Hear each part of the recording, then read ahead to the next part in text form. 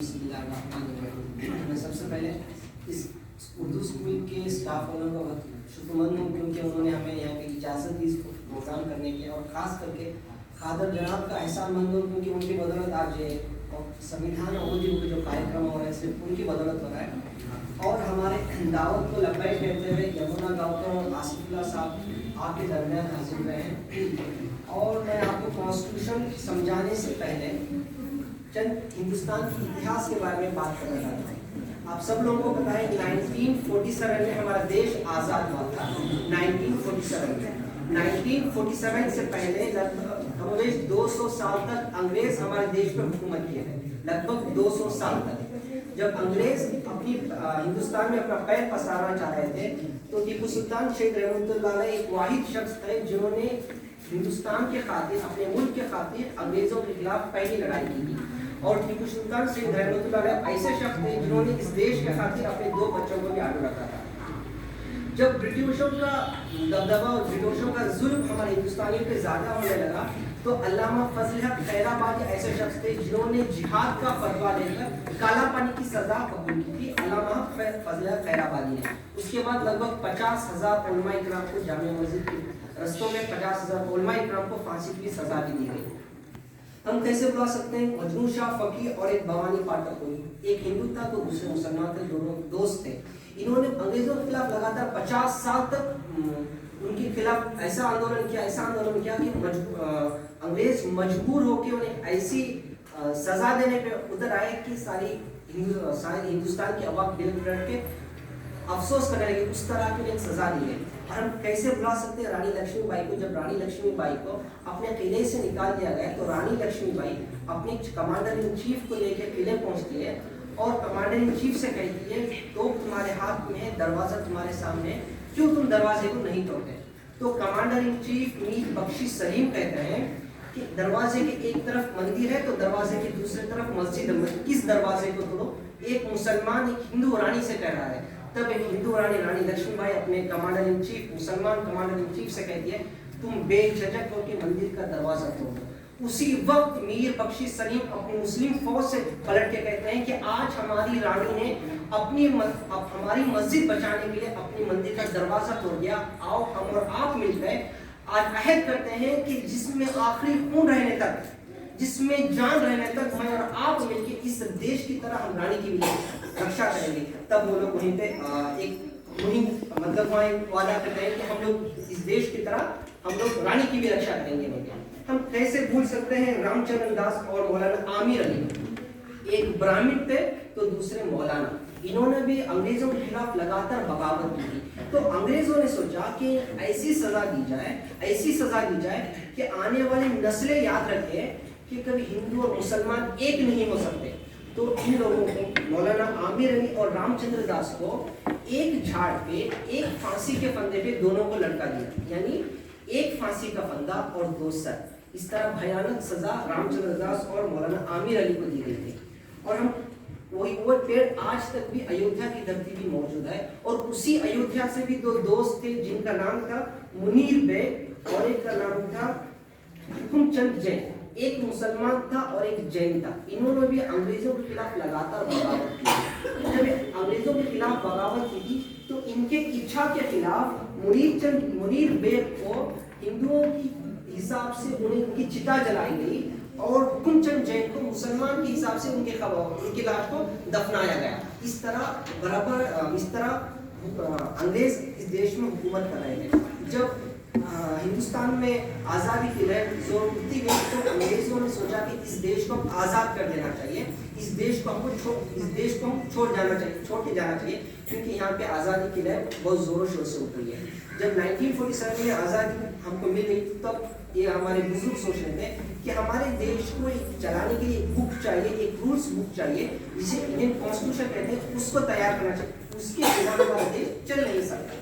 तो जब 1947 में हमको आज़ादी मिली तो उसके फौरन बाद लगभग 2 या 3 साल मेहनत करने के बाद एक बुक तैयार की गई जिसको कॉन्स्टिट्यूशन ऑफ इंडियन कॉन्स्टिट्यूशन कहते हैं और जिसको संविधान भी कहते हैं हम लोग। और जब वो संविधान बना रहे थे तो बहुत सारे कमेटियां बनाई गई, मगर एक मेन कमेटी थी जिसका नाम ड्राफ्टिंग कमेटी थी जिसके अंदर 7 लोग थे और उसके चेयरमैन और उसके हेड बाबा साहब अम्बेडकर थे, जिसे हम फादर ऑफ कॉन्स्टिट्यूशन भी कहते हैं। वो ड्राफ्टिंग कमेटी के मेंबर थे। और ये जो हमारा कॉन्स्टिट्यूशन है ये हम इंग्लिश से इंस्पायर्ड होके हमारा कॉन्स्टिट्यूशन बना है। और सारी दुनिया में हमारा कॉन्स्टिट्यूशन एक ऐसा कॉन्स्टिट्यूशन है जो सबसे बड़ा कॉन्स्टिट्यूशन है। और जब कॉन्स्टिट्यूशन रेडी हुआ था तो 395 आर्टिकल्स हमारे कॉन्स्टिट्यूशन में थे। कितने? 395 आर्टिकल्स हमारे कॉन्स्टिट्यूशन में थे और 22 पार्ट्स थे और 8 शेड्यूल्स थे। और अब वो 395 आर्टिकल्स को बढ़ा करके 448 आर्टिकल्स बना दिया गया है और 22 पार्ट्स को बढ़ाकर 25 पार्ट्स बना दिया गया है और 8 शेड्यूल्स को बढ़ाकर 12 शेड्यूल्स में कन्वर्ट कर दिया गया है। अब ये जो संविधान है उस संविधान में हमारा फंडामेंटल राइट होते हैं। फंडामेंटल राइट मतलब बुनियादी हुकूक, जिसे बुनियादी हुकूक कहते हैं, फंडामेंटल राइट्स। वो फंडामेंटल राइट्स हमारे पहले 7 थे। कितने? 7 फंडामेंटल राइट्स थे, मगर अब हमारे सिर्फ 6 फंडामेंटल राइट्स है। उससे पहले फंडामेंटल राइट्स के इंपॉर्टेंस जाना पड़ेगा।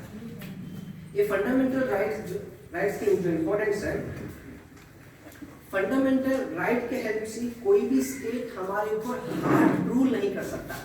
हार्ड रूल का मतलब अगर कोई हमारा विन होकर एक सीएम या पीएम बन गया तो वो अपनी मन मर्जी से हमारे ऊपर जुल्म जबरदस्ती नहीं कर सकता इस फंडामेंटल राइट के हिसाब से, क्योंकि फंडामेंटल राइट हमको प्रोटेक्ट करता है उसके हार्ड रूल से।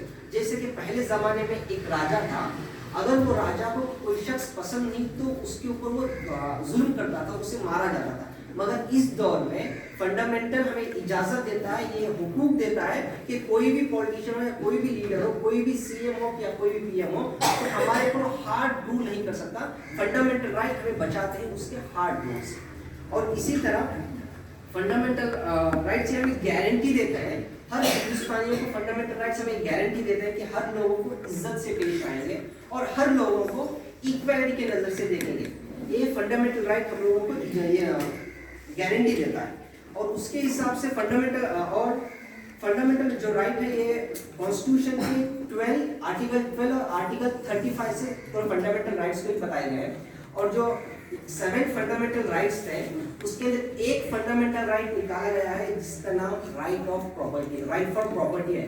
वो निकाल करके अब सिर्फ 6 फंडामेंटल राइट्स है जो बहुत इंपॉर्टेंट है। और उसके बिना हम लोग फंडामेंटल राइट्स के बिना आजकल हिंदुस्तान में जीना भी बहुत मुश्किल हो जाएगा विदाउट फंडामेंटल राइट।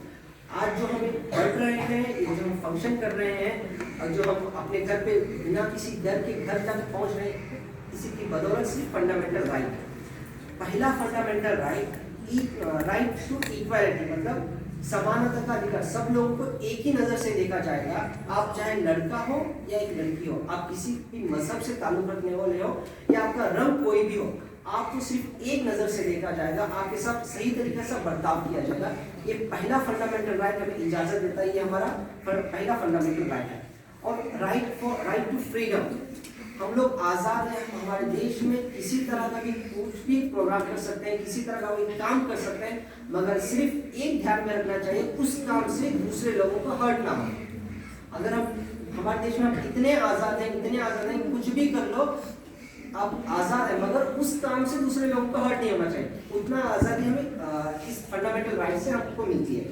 और तीसरी बात, राइट अगेंस्ट एक्सप्लॉयटेशन। इसका मतलब ये है कि हम लोगों के ऊपर कोई भी जबरदस्ती बर्बरियत नहीं कर सकता। अगर कोई हमारे ऊपर बर्बरियत करता है तो फंडामेंटल राइट हमें प्रोटेक्ट करते हैं उसकी बर्बरियत से।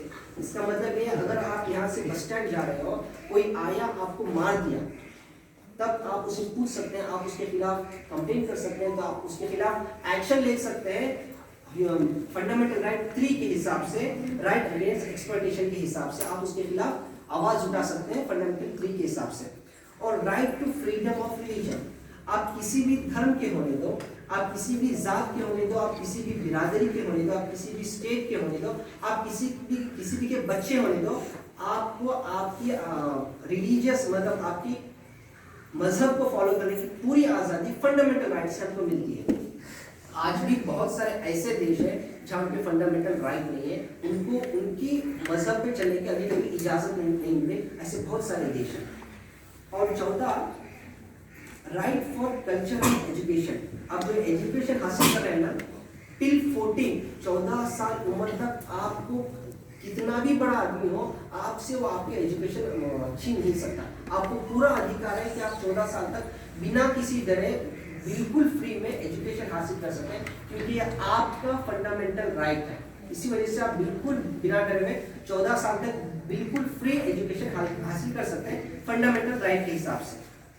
और जब छठा आता है राइट फॉर प्रॉपर्टी, ये जो राइट फॉर प्रॉपर्टी था ये पहला हमारा फंडामेंटल राइट था, मगर चंद सालों के बाद में, कुछ इश्यू होने के बाद में वो फंडामेंटल राइट को निकाला गया है, मगर अब वो हमारा फंडामेंटल राइट नहीं है। राइट फॉर प्रॉपर्टी हमारा फंडामेंटल राइट नहीं है। अब इस 6 खत्म होने के बाद जो नेक्स्ट 6 स्टेज में आता है राइट टू कॉन्स्टिट्यूशन रेमेडी। ये बहुत इंपॉर्टेंट और बहुत अहमियत वाला फंडामेंटल राइट है हमारा। ये राइट टू कॉन्स्टिट्यूशन रेमेडी का मतलब ये है, अगर आपसे आपके पास एक जो जितने 5 फंडामेंटल राइट्स हैं, इसके हिसाब से आपका काम नहीं चलता, या आप इसके हिसाब से आपको राइट नहीं मिल रहा, आपको इज्जत नहीं मिल रही, आपके साथ इक्वालिटी नहीं हो रहा, आपके साथ अन्याय हो रहा है, तो आप कॉन्स्टिट्यूशन के फंडामेंटल 6 के हिसाब से, कॉन्स्टिट्यूशन रेमेडी के हिसाब से आप लोग अदालत जा सकते हैं, स्टेशन जा सकते हैं। जो लोग आपके खिलाफ फंडामेंटल राइट आपके छीन रहे हैं, तो आप उनके खिलाफ आवाज उठा सकते हैं फंडामेंटल राइट 6 के हिसाब से।